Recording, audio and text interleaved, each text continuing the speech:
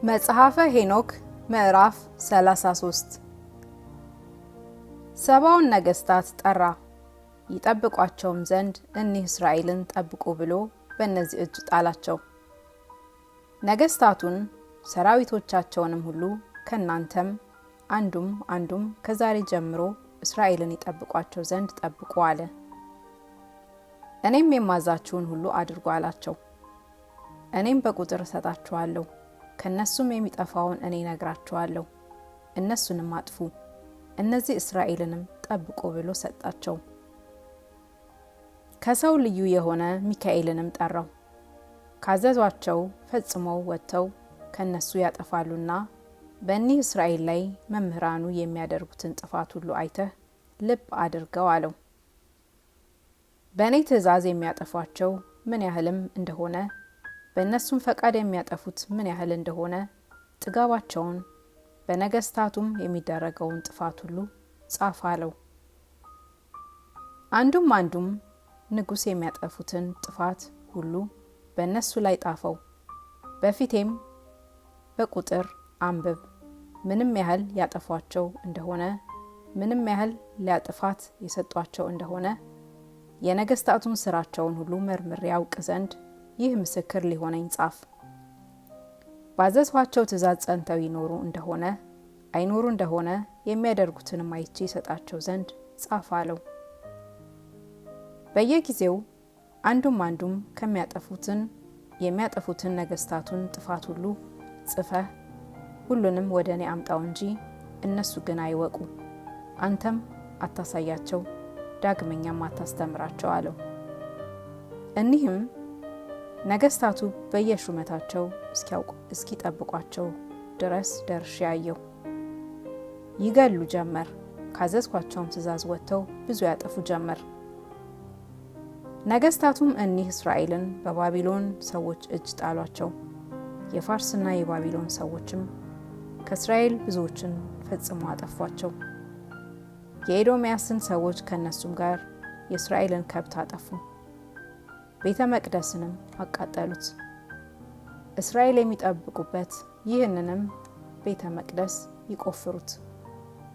እስራኤል የሚጠብቁበት ያ ቤተ መቅደስ ተቆፍሯልና ቤተ መቅደስ ስለፈረሰ ፈጽሜ እጅግ አዘንኩ።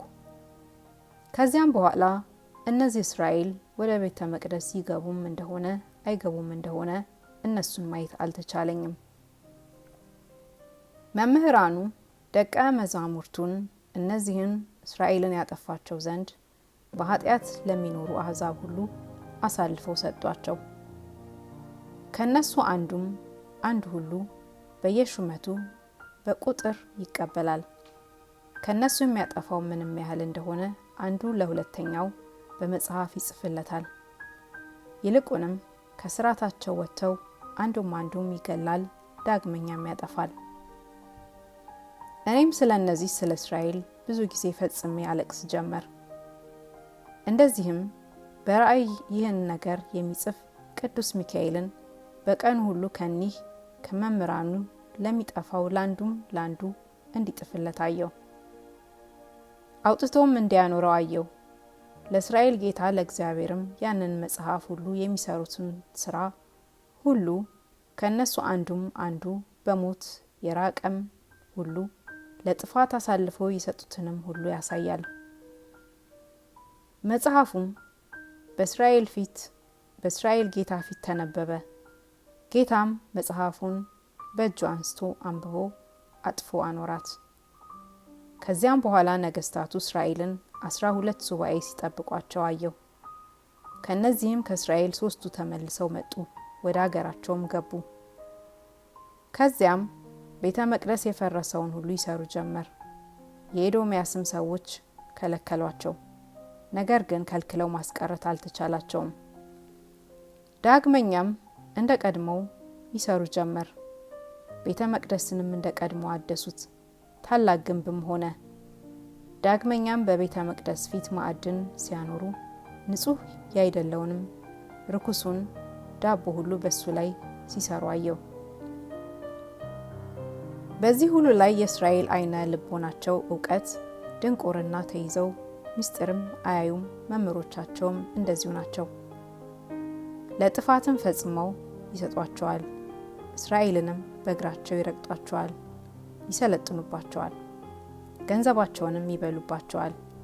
የእስራኤልንም ጌታ እግዚአብሔር እስራኤል ሁሉ ዳግመኛ እስኪበተኑ ድረስ ዝም አለ።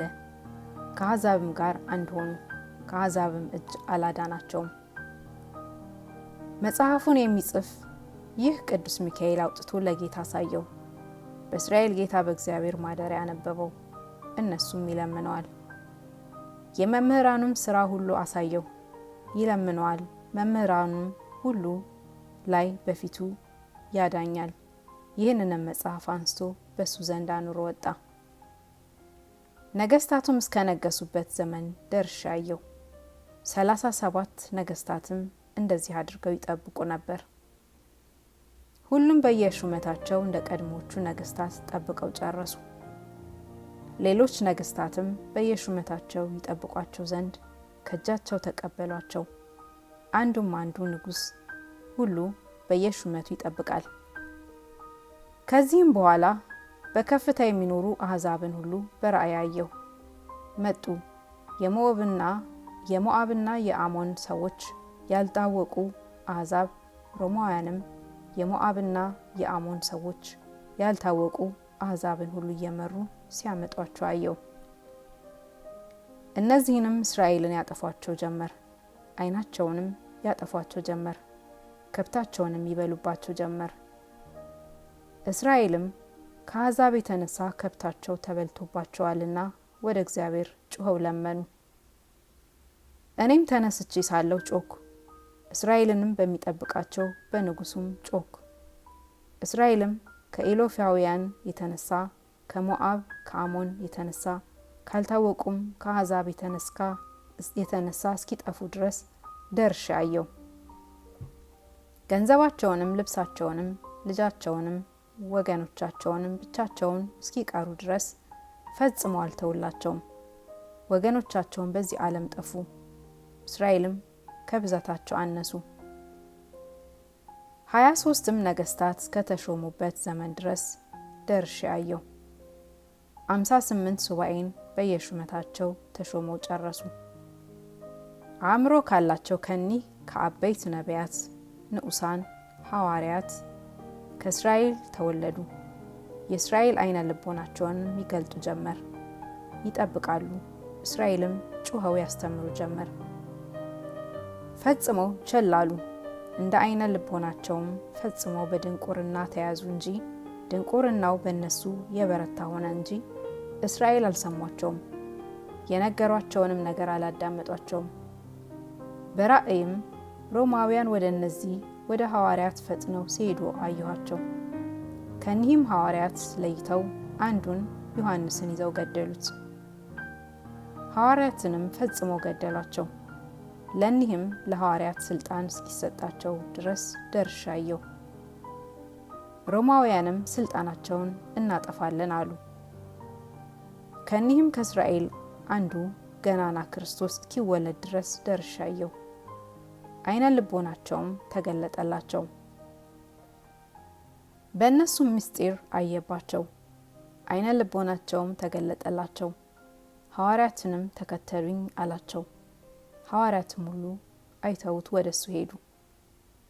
ከዚህም ሁሉ ጋር እኒህ የሞዓብ የአሞን ሰዎች ያልታወቁ አሕዛብ፣ ሮማውያን ሌሎች አሕዛብ ሐዋርያትን እስከ ዛሬ ድረስ ያጠፏቸው ነበር።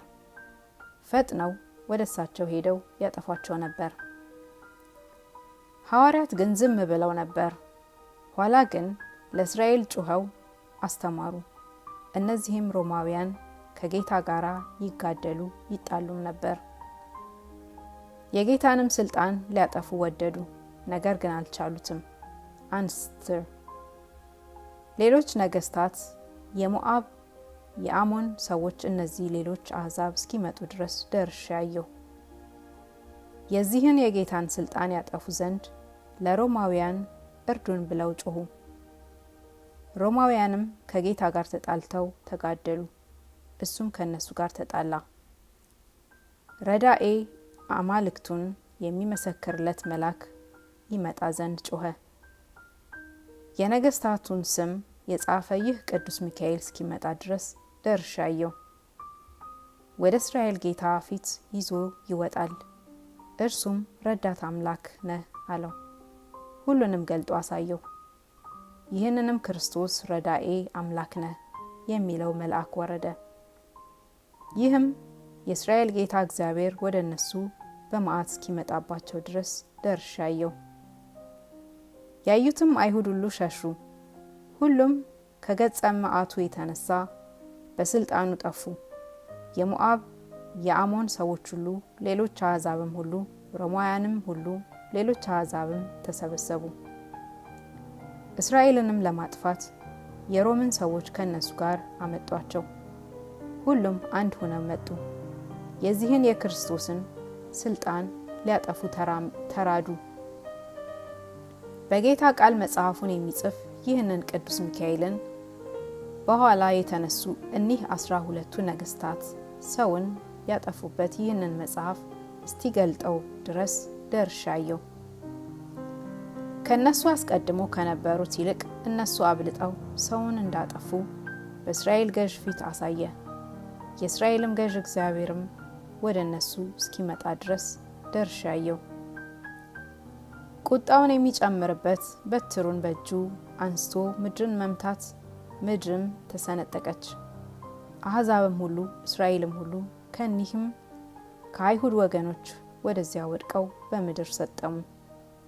ምድርም ተጫነቻቸው። ለሐዋርያትም ታላቅ ስልጣን እስኪሰጣቸው ድረስ ደርሼ አየሁ።